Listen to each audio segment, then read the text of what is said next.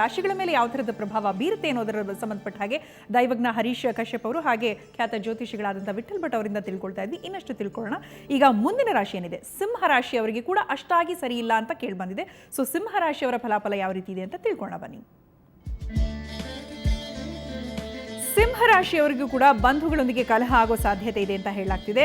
ಶುಭ ಕಾರ್ಯಕ್ಕೂ ಕೂಡ ತಡೆ ಇದೆ. ಜೊತೆಗೆ ಕಾಳಸರ್ಪ ದೋಷ ಕೂಡ ನಡೀತಾ ಇದೆ. ಜಾತಕದಲ್ಲಿ ಕಾಳಸರ್ಪ ದೋಷ ಇದ್ರೂ ಕೂಡ ಎಲ್ಲ ಶುಭ ಕಾರ್ಯಕ್ಕೆ ತಡೆ ಇದೆ ಅಂತ ಹೇಳಲಾಗ್ತಾ ಇದೆ.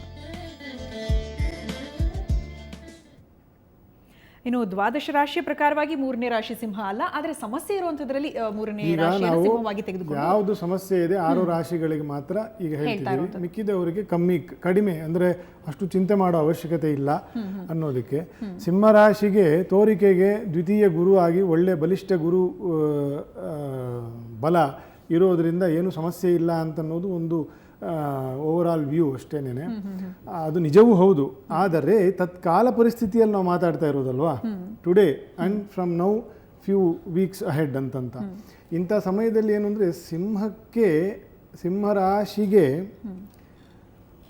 ಯೋಗಕಾರಕನು ಮಹಾಬಲಾಧಿಪತಿಯು ಕುಜ. ಅವನು ಷಷ್ಠದಲ್ಲಿ ಉಚ್ಚದಲ್ಲಿದ್ದಾನೆ. ಯುದ್ಧ ಭೀತಿಯನ್ನು ಆಗಲೇ ನಾವು ನೋಡ್ತಾ ಇದ್ದೀವಿ.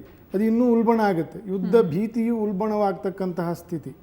ಇದು ಒಂದು ಬಹಿರಂಗ ಯುದ್ಧ. ಇನ್ನೊಂದು ನಮ್ಮ ಅಂತರಂಗ ಯುದ್ಧ ಇದೆ. ನಮ್ಮ ಒಳಗಡೆ ಫೈಟ್ಗಳು ಇರ್ತದಲ್ಲ, ಅವ್ರ ಮೇಲೆ ಫೈಟ್, ಇವ್ರ ಮೇಲೆ ಫೈಟ್, ಯಾರ ಮೇಲೂ ಫೈಟ್ ಮಾಡೋಕ್ಕಾಗಲ್ಲ. ನಮ್ಮ ಒಳಗಡೆ ನಾವೇ ಫೈಟ್ ಮಾಡ್ಕೊಳ್ಳೋದು. ಇವೆಲ್ಲ ಜಾಸ್ತಿ ಆಗ್ತಾ ಹೋಗ್ತದೆ. ಈ ಸಿಂಹ ರಾಶಿಯವರ ಗುಣವೂ ಹಾಗೆಯೇ. ಬಟ್ ಈಗ ನಡೀತಾ ಇರತಕ್ಕಂಥ ಪರಿಸ್ಥಿತಿಯು ರಾಶೀಶನು ತೃತೀಯದಲ್ಲಿ ನೀಚ ರಾಶಿಯಲ್ಲಿ ಇದ್ದು ಶನಿಯನ್ನು ಬೆರೀತಾ ಇರುವ ಕಾರಣದಿಂದಲೂ ಯುದ್ಧ ಭೀತಿಗಳು ಮತ್ತು ಹಿಂಸೆಗಳು ಜಾಸ್ತಿ ಆಗ್ತಾ ಹೋಗ್ತಕ್ಕಂಥ ಪ್ರಭಾವ ಜಾಸ್ತಿ ಆಗುತ್ತೆ. ಇನ್ನೂ ಅದು ಅನುಭವಕ್ಕೆ ಬರುತ್ತೆ, ಸದ್ಯದಲ್ಲೇ ಬರುತ್ತೆ. ಇನ್ನೂ ಅದನ್ನು ನಾವು ಕೆಲವೆಲ್ಲ ಹೇಳಬಾರ್ದು, ಯಾಕಂದರೆ ಅದಕ್ಕೆ ಆಮೇಲೆ ಇನ್ನೇನೇನೋ ಅರ್ಥಗಳು ಕಲ್ಪಿಸ್ತಾರೆ ಅದಕ್ಕೋಸ್ಕರ. ಮತ್ತು ಇನ್ನು ಪಂಚಮಾಧಿಪತಿಯು ದ್ವಿತೀಯದಲ್ಲೇ ಇರುವುದರಿಂದ ಸಿಂಹರಾಶಿಯವರಿಗೆ ವ್ಯಾವಹಾರಿಕವಾಗಿ ಅಷ್ಟು ತೊಂದರೆ ಆಗೋದಿಲ್ಲ. ಆದರೆ ಬೇರೆ ವಿಷಯಗಳಲ್ಲಿ ಸಾಕಷ್ಟು ತೊಂದರೆಗಳು ಬರ್ತದೆ. ಶುಭ ಕಾರ್ಯಕ್ಕೆ ಶುಭವು ಮುಂದೆ ಹೋಗಬಹುದು, ಆದರೆ ಕೆಲವೊಂದು ಅಡ್ಡಿ ಆತಂಕಗಳು ಬರುತ್ತೆ. ಕಾಳಸರ್ಪ ದೋಷವು ಮತ್ತು ಯೋಗವು ಎರಡೂ ನಡೀತಾ ಇರೋದ್ರಿಂದ ಅದು ಸ್ವಲ್ಪ ಸುಧಾರಿಸ್ಕೊಳ್ಬೇಕು. ವಿಠಲ್ ಭಟ್ ಅವರು ಯಾವ ಥರದ ಪರಿಹಾರವನ್ನು ಮಾಡ್ಕೊಳ್ಬಹುದು ಅಂತ ಅನ್ಸುತ್ತೆ? ಪರಿಹಾರ ಅಂತಂದರೆ ಸಿಂಹರಾಶಿಯವರಿಗೆ ಸಮಸ್ಯೆಗಳು ಕಡಿಮೆ, ಆದರೂ ಸಮಸ್ಯೆಯನ್ನು ಇದೆ ಅಂತ ಅಂದವರಿಗೆ ಮಾತ್ರ ಗಣಪತಿ ಆರಾಧನೆ ಬಹಳ ಮುಖ್ಯ. ಯಾಕೆಂದರೆ ಅದರಲ್ಲೂ ಸಹ ಕೇರಳೀಯ ತಂತ್ರದಲ್ಲಿ ಬಾಲಗಣಪತಿ ಹವನ ಅಥವಾ ಅಷ್ಟದ್ರವ್ಯ ಮಹಾಗಣಪತಿ ಹವನ, ಏಕನಾರಿಕೇಳ ಇತ್ಯಾದಿ ಅಷ್ಟದ್ರವ್ಯ ಮಹಾಗಣಪತಿ ಹವನ ಅಸಾಧ್ಯ ಮಾಡೋಕ್ಕಾಗದೇ ಇರತಕ್ಕಂಥವ್ರು ಗಣಪತಿ ಅಷ್ಟೋತ್ತರ ಪಠನ ಅಥವಾ ಗಣಪತಿ ಸಹಸ್ರನಾಮ ಪಠನ ಅಥವಾ ಗಣಪತಿ ದೇವಸ್ಥಾನಕ್ಕೆ ಗರಿಕೆಯನ್ನು ಕೊಡ್ತಕ್ಕಂಥದ್ದು ಇತ್ಯಾದಿಗಳಲ್ಲಿ ಗಣಪತಿ ಆರಾಧನೆ ಮಾಡುವ ಮೂಲಕ ಅವರಿಗಿರತಕ್ಕಂಥ ಆಬ್ಸ್ಟ್ಯಾಕಲ್ಸ್ ಅಥವಾ ವಿಘ್ನಗಳನ್ನು ನಿವಾರಣೆ ಮಾಡ್ಕೊಂಡು ಮುನ್ನಡೆಯಬಹುದು. ಸರಿ, ಇನ್ನು ಸಿಂಹರಾಶಿಯ ಬಗ್ಗೆ ತಿಳ್ಕೊಂಡ್ವಿ. ಇನ್ನು ತುಲಾರಾಶಿಯವರು ಮುಂದಿನ ರಾಶಿ ಸಮಸ್ಯೆ ಆಗಬಹುದು ಅಂತ ಇರುವಂಥದ್ದು ತುಲಾರಾಶಿ, ಅದರ ಬಗ್ಗೆ ನೋಡೋಣ ಬನ್ನಿ. ತುಲಾರಾಶಿಯವರಿಗೆ ಯಾತ್ರಾಭಂಗ ಆಗೋ ಸಾಧ್ಯತೆ ಇದೆ. ಜೊತೆಗೆ ವಿದೇಶಿಯರು ತಾಯ್ನಾಡಿಗೆ ಮರಳುವಂತಹ ಸಾಧ್ಯತೆ ಇದೆ ಅಂತ ಹೇಳಲಾಗ್ತಿದೆ. ಜೊತೆಗೆ ಕೌಟುಂಬಿಕ ಸಮಸ್ಯೆಗಳು ಹೆಚ್ಚಾಗುವಂತಹ ಸಾಧ್ಯತೆ ಇದೆ ಅಂತ ವಿಶ್ಲೇಷಿಸಲಾಗ್ತಾ ಇದೆ. ಇನ್ನು ಈ ಒಂದು ವಿಶ್ಲೇಷಣೆಯ ಆಧಾರದ ಮೇಲೆ ತುಲಾರಾಶಿಯವರ ಫಲಾಫಲದ ಬಗ್ಗೆ ತಿಳಿಸ್ಕೊಡಿ.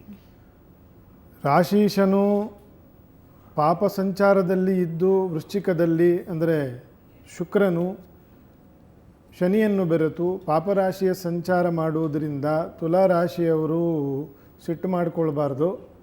ಅವರಿಗೆ ವ್ಯಸನಾಸಕ್ತಿಗಳು, ದುರ್ವ್ಯಸನಗಳು, ದುರ್ವ್ಯವಹಾರಗಳು, ಕೆಟ್ಟ ಜನರ ಸಂಘ, ಕೆಟ್ಟ ಜನರಿಂದ ಕೆಟ್ಟದಾಗುವಿಕೆ, ಒಳ್ಳೆಯವರಾದರೂ ಅವರಿಗೆ ಕೆಟ್ಟ ರೀತಿಯಲ್ಲೇ ಫಲಗಳನ್ನು ಅನುಭವಿಸ್ತಕ್ಕಂಥ ಭಾವಗಳು, ಜೂಜು, ಸಟ್ಟ ಇತ್ಯಾದಿಗಳಲ್ಲಿ ವಿಪರೀತ ನಷ್ಟ ಆಗ್ತಕ್ಕಂಥದ್ದು, ಈ ರೀತಿಯ ಅನೇಕ ತೊಂದರೆ, ಮತ್ತು ಮಾತು ಕೊಟ್ಟು ವಾಪಸ್ಸು ಅದನ್ನು ನೆರವೇರಿಸೋಕ್ಕಾಗದೆ ದುಃಖ ಪಡ್ತಕ್ಕಂಥದ್ದು, ಈ ರೀತಿಯ ಅನೇಕ ಸಮಸ್ಯೆಗಳಲ್ಲಿ ತುಲಾರಾಶಿಯವರು ಆಲ್ರೆಡಿ ಇದ್ದಾರೆ. ಈಗ ಮುಂದಿನ ಒಂದಷ್ಟು ವಾರಗಳಲ್ಲಿ ಅದು ಉಲ್ಬಣಗೊಳ್ಳುವ ಸಾಧ್ಯತೆ ಇದೆ. ಅವರು ಮೇಷರಾಶಿಯವರಿಗಿಂತ ಗಂಭೀರ ಸ್ಥಿತಿಯಲ್ಲಿ ತುಲಾರಾಶಿಯವರು ಇದ್ದಾರೆ ಅಂತಂತ ಹೇಳಬೇಕು. ಯಾಕಂದರೆ ಗ್ರಹರ ಸಂಚಾರ ಆಗಿದೆ ಈಗ. ಸೊ ಮೊದಲೇ ತೋರುತ್ತದೆ ಮಧುರ ವಿಷಯ ಸುಖ, ಮಧುರ ವಿಷಯ ಸುಖ, ಕಡೆಯಲ್ಲಿ ದುಃಖವನೇಕ ವಾದಿರಾಜ ಸ್ವಾಮಿಗಳು ಹೇಳ್ತಾರೆ. ಆ ರೀತಿಯ ಸ್ಥಿತಿಯಲ್ಲಿ ಇದ್ದಾರೆ. ಮೊದಲು ಎಲ್ಲ ಏನೇನೋ ಮಾಡ್ಕೊಂಡು ಹೋಗ್ತಿರ್ತಾರೆ ತುಲಾರಾಶಿ. ಮೊದಲೇ ಅವರು ಅಲಂಕಾರ ಪ್ರಿಯರು, ಶೋಕಿಲಾಲರು ಇತ್ಯಾದಿ ಅಂತ ಏನೇನೋ ಶಾಸ್ತ್ರಗಳಲ್ಲಿ ಬರೆದಿದ್ದಾರೆ. ನಿಜವೂ ಹೌದು, ಅದು ಬೇರೆ ವಿಷಯ. ಆದರೆ ಅದೆಲ್ಲದಿಂದ ಕಷ್ಟಪಡ್ತಾ ಇದ್ದಾರೆ ಆಲ್ರೆಡಿ. ಹಾಗಾಗಿ ದುರ್ಗೆಯ ಅದರಲ್ಲೂ ವಿಶೇಷವಾಗಿ ಸತ್ವಾಂಶದಲ್ಲಿರ್ತಕ್ಕಂಥ ಪಾರ್ವತ್ಯುಪಾಸನೆಯನ್ನು ಉತ್ತಮ ಪುರೋಹಿತರಿಂದ ಮನೆಯಲ್ಲಿ ಮಾಡಿಸ್ತಕ್ಕಂಥದ್ದು ಮತ್ತು ಲಕ್ಷ್ಮೀ ನರಸಿಂಹದೇವರ ರಕ್ಷಣೆಯನ್ನು ಪಡ್ಕೊಳ್ತಕ್ಕಂಥದ್ದಿಂದ ಎಲ್ಲ ಕೆಲವೆಲ್ಲ ಮಾಡಬಹುದು. ರಕ್ಷೆ ನಮ್ಮ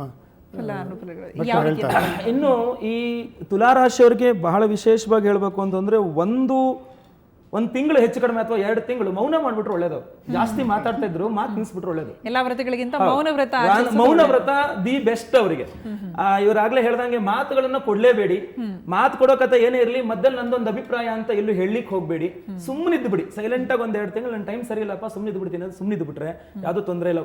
50% ಪ್ರಾಬ್ಲಮ್ ಅದೇ ಸಾಲ್ವ್ ಮಾಡ್ಬಿಡುತ್ತೆ ಸುಮ್ಮನಿರೋದೇನೆ.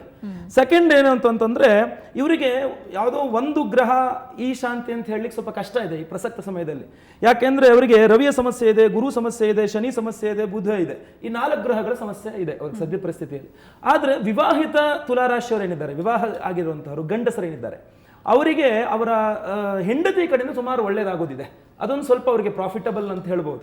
ಅಥವಾ ಅವರ ಬಾಳ ಸಂಗಾತಿ ಅಂತ ಇಟ್ಕೊಳ್ಳಿ, ಗಂಡಿಗೆ ಹೆಂಡತಿ ಗಂಡ ಏನೋ ಅಂತ ಇಟ್ಕೊಳ್ಳಿ, ಅದೊಂದು ಸ್ವಲ್ಪ ಅವರಿಗೆ ಪ್ರಾಫಿಟಬಲ್ ಆಗಿದೆ. ಸ್ವಲ್ಪ ಅಂದ್ರೆ ಇವರ ಸಮಸ್ಯೆಗಳಿಗೆ, ಉದಾಹರಣೆಗೆ ಇವ್ನು ಕೆಲಸದಂಗೆ ಆಗೋಯ್ತಪ್ಪ, ಹೆಂಡತಿ ಸಂಬಳದಲ್ಲಿ ಜೀವನ ಮಾಡ್ಕೋಬಹುದು. ಅಥವಾ ಹೆಂಡತಿ ಕೆಲಸ ಕಳ್ಕೊಂಡಪ್ಪ, ಗಂಡ ಬಿಡಪ್ಪ ನಾನು ಜೀವನ ಮಾಡ್ತಾ ಇದ್ದೀನಿ, ನಾನು ಸಂಬಳ ತರ್ತೀನಿ, ಸುಮ್ಮನೆ ಮನೇಲಿ ಇದ್ಬಿಡು 4 ತಿಂಗಳು ಅನ್ಬೋದು. ಈ ತರ ಇರೋದು ಸ್ವಲ್ಪ ಪರವಾಗಿಲ್ಲ. ಇನ್ನು ಎಲೆಕ್ಟ್ರಾನಿಕ್ಸ್ ಮೀಡಿಯಾ ಅಥವಾ ಕಂಪ್ಯೂಟರ್ ಎಂತಾರೆ, ಈ ಕಂಪ್ಯೂಟರ್ ಸೈನ್ಸ್ ಓದ್ತಾರಲ್ಲ ಯಾರು, ಇವರು IT BT ಕಂಪನಿಯವರೆಲ್ಲ ಒಂದು ಸ್ವಲ್ಪ ಸೇಫರ್ ನಲ್ಲಿ ಇದ್ದಾರೆ ಸೈಡ್ ನಲ್ಲಿ. ಅದು ಬಿಟ್ಟರೆ ಇವರು ಗ್ರಹ ಶಾಂತಿಯನ್ನು ಬಹಳ ಮುಖ್ಯವಾಗಿ ಗ್ರಹ ಶಾಂತಿ, ಅದರಲ್ಲೂ ಮುಖ್ಯವಾಗಿ ಈಗ ನಾನು ಹೇಳಿದಂತಹ 4 ಗ್ರಹಗಳಿಂದ ಶನಿ ಇರಬಹುದು, ಬುಧ ಇರಬಹುದು, ಗುರು ಇರಬಹುದು, ಹಾಗೂ ಇಷ್ಟು ಗ್ರಹಗಳ ಒಂದು ಶಾಂತಿಯನ್ನ ಸಮಿಚ್ಚರವಾಜ್ಯ ದ್ರವ್ಯದಲ್ಲಿ ಜಪ ದಶಾಂಶ ತರ್ಪಣ, ತರ್ಪಣ ದಶಾಂಶ ಹವನ, ಜಪ ದಶಾಂಶ ಹವನ, ಹವನ ದಶಾಂಶ ತರ್ಪಣ ಅಂತ ಏನಿದೆ, ಆ ಒಂದು ಪ್ರಕಾರವಾಗಿ ಶಾಸ್ತ್ರ ಪ್ರಕಾರವಾಗಿ ಸ್ವಲ್ಪ ಕಷ್ಟ ಆದ್ರೂ ಪರವಾಗಿಲ್ಲ. ಅವ್ರು ಆಕ್ಚುಲಿ ತೂಗಿ ನೋಡ್ತಾರೆ, ಇಷ್ಟು ಇನ್ವೆಸ್ಟ್ ಮಾಡ್ಬೇಕಾ ಇದ್ರ ಮೇಲೆಲ್ಲ ಅಂತ. ಎಲ್ಲೋ ಕಳ್ಕೊಳ್ಳೋ ಬದಲಾಗಿ ಇಲ್ಲಿ ಇನ್ವೆಸ್ಟ್ ಮಾಡಿದ್ರೆ ಖಂಡಿತ ಒಳ್ಳೇದಾಗ್ತದೆ. ಹುತಂಚ ದತ್ತಂಚ ತತ್ರೈವ ತಿಷ್ಠತೆ ಅಂತ ಖಂಡಿತ ಅದು 10 ಗುಣವಾಗಿ ಅವ್ರಿಗೆ ಒಳ್ಳೇದಾಗ್ತದೆ. ಆದ್ರೆ ಮಾಡಿಸೋದು ಬಹಳ ಮುಖ್ಯ. ಓಕೆ, ಖಂಡಿತ. ಇನ್ನು ಈ 4 ರಾಶಿಯವರಿಗೆ ಯಾವ ಥರ ಇದೆ ಅನ್ನೋದ್ರ ಬಗ್ಗೆ ತಿಳಿಸ್ಕೊಟ್ಟು